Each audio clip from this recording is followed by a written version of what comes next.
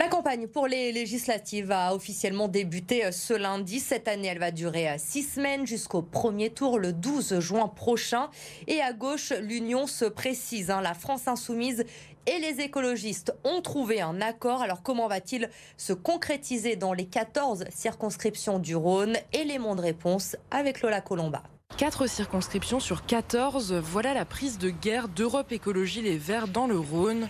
Résultat de l'accord signé avec la France Insoumise pour l'union de la gauche. À Lyon, on a donc 3 circonscriptions lyonnaises sur 4 seront pour le pôle écologiste, qui permet d'avoir une vraie représentation des territoires qui sont déjà écologistes.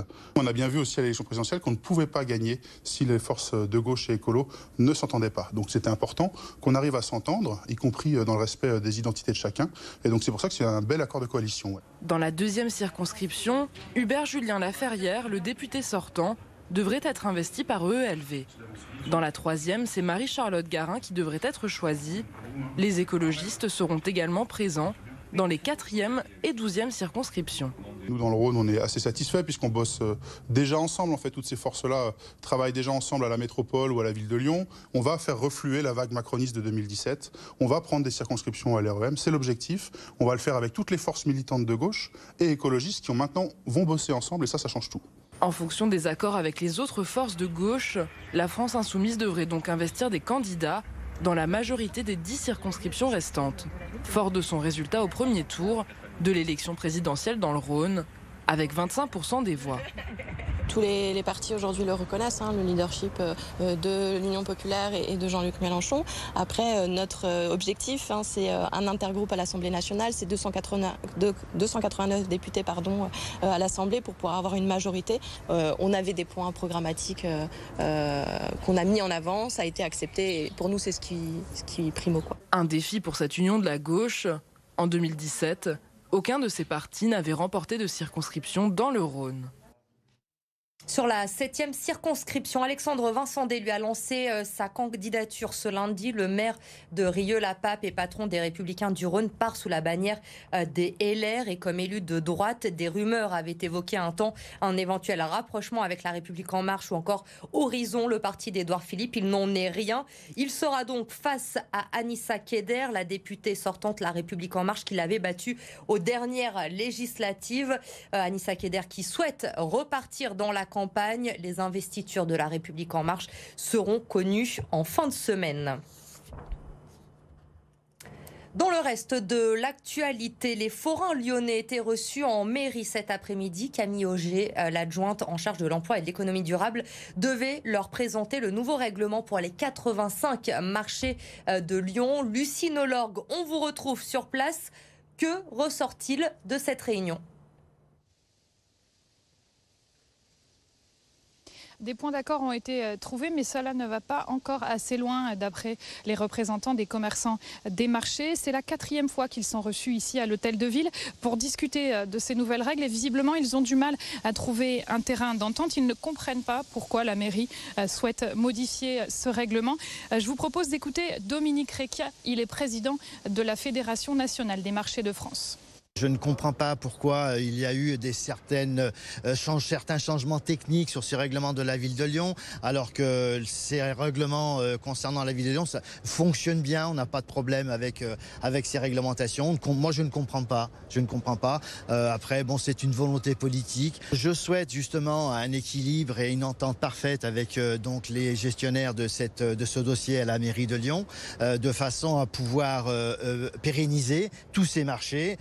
Et éviter ces problématiques et ces confrontations avec les commerçants sur les marchés de la ville de Lyon. Malgré l'incompréhension des forains, la mairie de Lyon devrait présenter ce nouveau règlement ce mercredi. Les commerçants, eux, prévoient de se réunir le 23 mai prochain pour protester contre ces nouvelles règles. Merci Lucie pour ces précisions donc depuis l'Hôtel de Ville de Lyon. C'était une volonté des écologistes, impliquer les Lyonnais dans les projets de la ville. Pour cela, un budget participatif a été voté. Les habitants sont invités à faire leurs propositions sur une plateforme. Mais pour les accompagner, des ateliers sont mis en place dans les différents arrondissements. Nous avons suivi l'un d'eux dans le 8e arrondissement, Arthur Blé. Et moi, je ne pourrais pas faire un sport. Notre équipement sportif adapté aux personnes âgées. Dans le stade. Comme Joseph, plusieurs habitants soumettent ce matin leur projet pour améliorer le cadre de vie de leur quartier. Dans le 8e arrondissement, 1,7 million d'euros est consacré à la réalisation de projets désirés par les habitants. De quoi les inspirer. Il faudrait qu'il y ait plus de poubelles. Ça serait bien qu'il y ait aussi, par exemple, des poubelles pour les cigarettes. Et puis aussi plus de sensibilisation à la propreté. Remettre des arbres de partout dans Mermoz, de refaire des espaces de tranquillité, des jeux d'enfants. Pour la ville de Lyon, le budget participatif est conséquent. Il doit permettre d'aménager les quartiers tout en impliquant les habitants, trop souvent éloignés des décisions. C'est redonner aux habitants un pouvoir de citoyen, un pouvoir d'agir. C'est refaire vivre la démocratie concrètement. C'est vraiment leur donner un objet dont ils peuvent s'emparer pour devenir acteurs du changement dans leur quartier au plus près de chez eux. Les habitants présents lors de cette matinée au marché Mermoz apprécient être écoutés, mais certains restent dubitatifs. Il faut mieux que se sentir et d'être engagé qu'en co-construisant en fait un projet comme ça. Donc moi c'est pour ça que ça m'intéresse vachement. Cette démarche elle est plaisante, on est écouté par la mairie actuelle. Maintenant on attend les actes. Et ça fait 30 ans qu'on les attend, les actes. La phase de consultation durera jusqu'au 17 juin. Vous pouvez soumettre vos idées sur la plateforme internet Oyer. Allez, je vous propose un retour dans le passé à présent pour terminer ce journal. Mercredi, ce sera les 20 ans du premier titre de champion de France de l'Olympique lyonnais. Alors nous sommes allés voir ceux qui étaient à Gerland ce fameux 4 mai 2002 pour vivre ce sacre. Ce soir, ce sont deux supporters qui se replongent dans leurs souvenirs avec Jérémy Pain et Jade Terlinck. 4 mai 2002, j'étais assis en tribune Jean-Bouin. En tribune Jean-Bouin supérieure, pratiquement au milieu sur la ligne médiane. Je m'appelle Alain Fontanille, je suis supporter depuis 1962.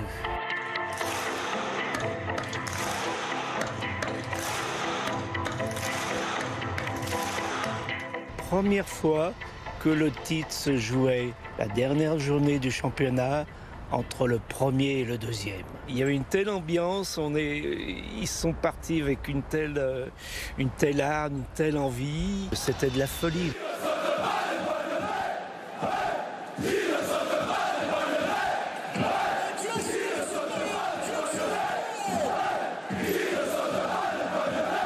C'était une des meilleures ambiances qu'on a connues à Gerland. La finale tant rêvée par nous tous. Donc l'ambiance était extraordinaire. Les joueurs même, ils parlaient que le stade vibrait, mais c'est vrai, quand on sautait 15 cm de plus que les autres matchs. Michael Joutz, président des supporters Brigade Lyon. Je suis supporter de l'OL depuis mes 10 ans. C'est la première fois qu'on arrive aussitôt au stade. Je pense qu'on devait être sur le parking, on devait être vers la halle Tony Garnier en début d'après-midi. Greg Coupé à l'échauffement, c'était déjà le match. Déjà pour moi, quand il est rentré sur la pelouse à l'échauffement, on avait déjà gagné ce match. Après le coup de sifflet final, on a envahi le terrain, tout le monde se retrouve. On n'avait plus envie de partir du terrain, je pense que chacun voulait prendre un petit bout de pelouse, un petit bout de filet. C'est mon plus grand souvenir de supporter. Derrière moi, le jour du titre, il y avait un petit garçon, il devait avoir 7-8 ans, il était fou de joie. Je lui ai dit, mais tu as quel âge? Il me dit, j'ai 8 ans. Je lui ai dit, mais tu te rends compte, tu as 8 ans et dès ta première année, tu les vois champions de France. Moi, ça fait 40 ans que j'attends ça.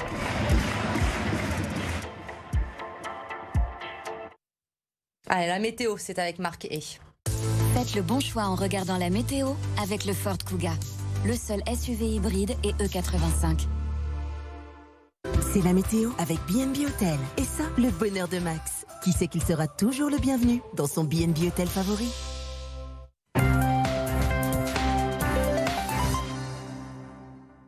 Et c'est un ciel assez nuageux qui va s'imposer pour cette journée de mardi sur le département du Rhône et sur la métropole lyonnaise. Un temps sec a priori en matinée. Les températures très douces sous les nuages. 12 à l'Arbrel, 13 pour Lyon, 12 à Givors, 11 à Bourgoin-Jallieu. Et puis dans l'après-midi, un peu d'instabilité sous forme d'averses. Averses qui pourraient prendre très localement un caractère orageux. Les températures printanières, 21 pour Lyon, 20 pour l'Arbrel et 21 pour Meximieux jusqu'à 22 prévus à Bourgoin-Jallieu.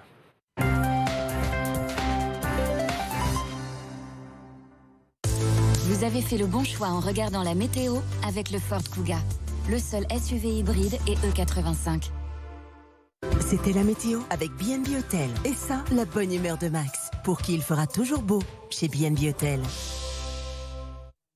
Restez avec nous, on se retrouve dans un instant avec mon invité ce soir, Alain Barberis, le secrétaire départemental du syndicat Alliance Police. A tout de suite.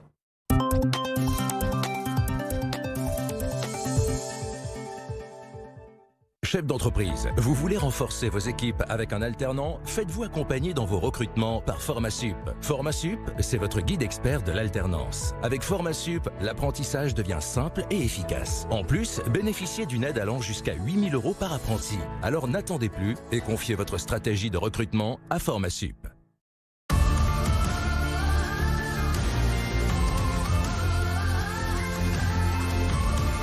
Pour savoir, pour comprendre, pour débattre. On se dit tout sans tabou. Et on a matière à discuter.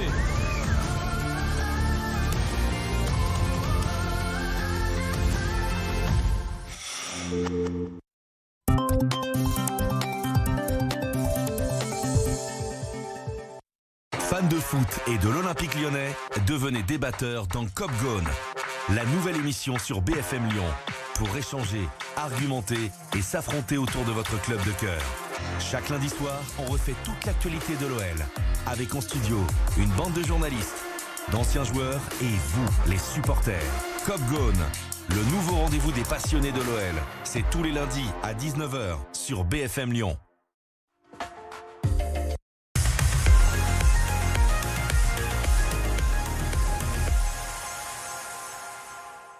La suite de Bonsoir Lyon, soyez les bienvenus si vous nous rejoignez dans un instant. Mon invité ce soir, Alain Barberis, le secrétaire départemental du syndicat Alliance Police. Mais d'abord, bien sûr, l'essentiel de l'info de ce lundi 2 mai, avec pour commencer la campagne des législatives qui s'est ouverte aujourd'hui. 6 semaines pour faire campagne et convaincre les électeurs.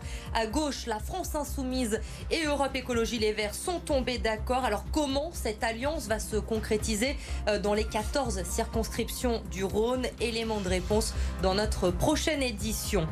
Le budget participatif, c'est une grande première à Lyon. Vous pouvez proposer des idées pour améliorer votre quotidien, des projets qui seront ensuite validés ou non par la ville. Nous avons suivi l'un des ateliers avec des habitants du 8e arrondissement. Et puis c'était il y a 20 ans, le 4 mai 2002, l'Olympique lyonnais décrochait son premier titre de champion de France. Alors jusqu'à mercredi, nous allons replonger dans les souvenirs de ceux qui l'ont vécu. Cette finale de rêve face à Lens à Gerland. Ce soir, 2 supporters nous racontent ce match qui a fait basculer l'OL dans une toute autre dimension.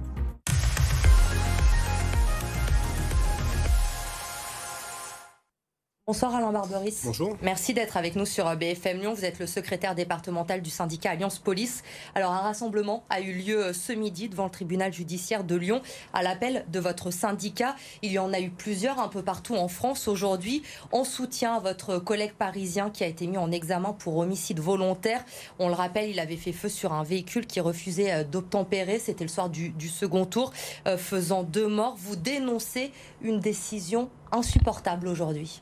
Oui, alors déjà, je tiens à préciser que ce rassemblement pour nous était important. On l'a toujours fait. C'est systématique. On se doit d'être présent en soutien du collègue, de ses collègues et bien sûr de sa famille. Et bien évidemment, aujourd'hui, ce rassemblement, c'était aussi pour donner un cri d'alarme par rapport à la décision en effet des magistrats qui sont allés au-delà des réquisitions du parquet, à savoir homicide volontaire, donc une mise en examen pour meurtre. Et comment on peut imaginer aujourd'hui que des policiers, en se levant et en prenant leur service, puissent se dire que un véhicule qui fonce, je vais me faire plaisir, je vais tuer des gens parce que je suis armé, etc. C'est ça qu'aujourd'hui, ça nous est insupportable, une telle décision. Et finalement, le ressenti que les policiers peuvent avoir par rapport à ce type de signal qui est très mauvais, c'est le fait qu'on est présumé coupable en étant policier. Et comment vous expliquez justement que la légitime défense n'ait pas été retenue dans ce cas très précis ? Déjà, on a le respect, bien évidemment, des institutions, donc on va laisser l'enquête se continuer. Le secret d'instruction est en cours, mais je ne suis pas magistrat, mais en tout cas, sur les éléments qu'on avait pu avoir dès le départ de cette affaire, tout nous laissait penser que la légitime défense était caractérisée. Voilà, le parquet d'ailleurs, je crois que l'IGPN également a donné son rendu. Donc voilà, ce qui fait déborder un petit peu le vase aujourd'hui, c'est vraiment ce très mauvais signal des magistrats par rapport à notre collègue qui est dévasté. Les forces de l'ordre qui sont régulièrement pris à partie à Lyon, en France plus globalement. On se souvient de ces policiers visés par des tirs, notamment dans le quartier de la Duchère il y a quelques mois. Avec ce qu'il se passe avec votre collègue parisien aujourd'hui, est-ce que vous allez aujourd'hui réfléchir un peu plus, du coup, avant d'intervenir ? Vous l'avez répété, en effet, il y a quelques mois, nos collègues de la BAC départementale a essuyé des tirs et à 30 cm près pour certains collègues. Ils ont vu la mort de près. Oui, on a affaire à une escalade de violence, et notamment de violence avec armes. On a eu un week-end très chargé par rapport à ces pratiques. Et bien évidemment que nos collègues sont de plus en plus prudents. Après, je dirais qu'il faut absolument aussi qu'on ait des effectifs supplémentaires. Je rappelle qu'il y a eu des engagements de l'État de plus de 300 policiers sur 3 ans sur l'agglomération lyonnaise. Aujourd'hui, nous sommes à moins de 135 effectifs. Et nous attendons de l'État que les engagements soient respectés, que les actes soient là. Il nous faut absolument du policier pour pouvoir travailler en nombre et en sécurité. Vous parlez d'un week-end encore compliqué à Lyon. Dans le 8e arrondissement, une femme a été visée par des tirs. Le quartier de la Duchère, encore victime également d'une fusillade. 3 jeunes ont été touchés, 2 grièvement. L'auteur est en fuite. Selon les informations que nous avons pu récolter ce week-end, il s'agirait encore d'un règlement de compte sous fond de trafic de drogue. Aujourd'hui, on a le sentiment que ces affaires sont de plus en plus fréquentes, qu'il est de plus en plus difficile et dangereux d'évoluer dans ces quartiers. En tout cas, elles sont de plus en plus visibles. C'est ce qui fait un petit peu peut-être la nouveauté et le renforcement d'inquiétude que les citoyens et les policiers en première ligne pouvons avoir et vivre depuis déjà beaucoup de mois, et notamment sur la Duchère. Il y a une circulation d'armes qui est importante. Voilà. Des armes lourdes. Des armes lourdes, et d'ailleurs c'est pour ça, depuis les attentats, je rappelle, les policiers, on s'est vite rendu compte qu'on était sous-armés, et c'est pour ça que depuis, on a des formations pour être dotés d'armes collectives, de fusils d'assaut, par rapport à des kalachnikovs, des armes très très lourdes. Voilà, donc la violence elle est là. Ce qui est inquiétant, c'est cette escalade de violence. Et moi je fais un parallèle avec ce sentiment d'impunité. On revient un petit peu à ce qui s'est passé pour notre collègue à Paris et ce qu'on a vécu malheureusement il y a plus de 2 ans, notre collègue Franck à Lyon, voilà, sur un refus de tempérer aussi, sur une intervention. Les policiers ne font plus peur aujourd'hui. Je vais vous dire, la tenue du gendarme, comme on disait à une certaine époque, ne fait plus peur. Parce qu'il y a ce sentiment d'impunité qui est là, parce qu'il y a des décisions de justice de certains magistrats qui ne sont pas à la hauteur de ce qu'attendent, je pense, les policiers, la population. Maintenant, il faut qu'il y ait des vraies décisions courageuses des politiques et qu'on s'attaque vraiment à la racine du mal. Pourquoi vous avez un refus d'obtempérer toutes les 20 minutes en France, où les chauffeurs, les conducteurs prennent tous les risques inimaginables pour leur propre vie déjà, malheureusement, mais également pour les policiers et toute personne qui peuvent être sur leur trajet. Alors cette nouvelle fusillade ce week-end a relancé encore une fois à Lyon l'éternel débat sur la vidéoprotection. L'adjoint à la sécurité du 9e arrondissement affirme qu'il y a une caméra là où se sont déroulés les faits ce week-end. On est toujours dans cette opposition. La ville de Lyon qui dit qu'il ne faut pas plus de vidéoprotection à Lyon. D'un autre côté, la préfecture, le ministère de l'Intérieur qui dit qu'il faut la renforcer. Est-ce qu'on ne tourne pas un petit peu en rond aujourd'hui sur ce sujet ? C'est exactement ce que je disais il y a 2 minutes.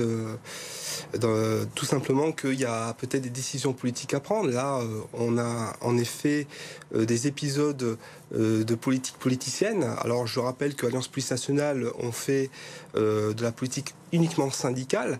Pour autant, il est vrai, les vidéos de protection de surveillance est un outil fondamental pour les enquêteurs et que sans ce type d'outils, il est beaucoup plus difficile de pouvoir enquêter et d'arriver et de manifester la vérité et de pouvoir aller après en procès et donner justement tout ce qu'il faut à la justice pour pouvoir traiter toutes les affaires. Il n'y en a pas assez aujourd'hui à Lyon ? En tout cas, à Duchère, il n'y en a pas assez, ça c'est une certitude.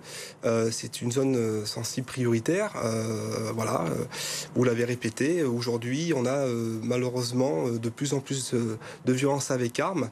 Et c'est évident que dans ce type de secteur, il faudrait plus de vidéos de protection. J'aimerais avoir votre avis également sur cette passe d'armes la semaine dernière entre Grégory Doucet et Laurent Wauquiez concernant les débordements qu'il y a eu le soir du second tour. Le maire de Lyon remettait en cause le temps d'intervention de la police nationale. Accusation immédiatement démentie par le préfet. Vous ressentez quoi quand le maire de Lyon accuse la police nationale de ne pas intervenir assez rapidement ? Déjà, je profite de votre antenne pour le dire, parce qu'on n'a pas pu réagir. Oui, c'est faux. C'est complètement faux, puisque je peux même vous dire que c'est deux équipages de la BAC départementale qui sont arrivés dans la minute qui ont suivi parce qu'ils étaient en direction de nos collègues de la police municipale en renfort au regard des difficultés qui arrivaient. Donc maintenant, pourquoi le maire de Lyon, ou alors il est peut-être mal entouré, je ne sais pas, mais c'est sûr que c'est pas agréable pour les policiers lyonnais de dire que vous faites pas votre travail ou vous arrivez 20 minutes, enfin c'est exagéré. Quand on connaît vraiment la police lyonnaise, on connaît sa réactivité. Rappelez-vous, malheureusement, quand il y a eu l'attentat rue Victor Hugo à Lyon 2e, dans les 5 minutes, nos collègues étaient présents. Donc c'est un petit peu insulté quand même la qualité d'intervention des policiers lyonnais.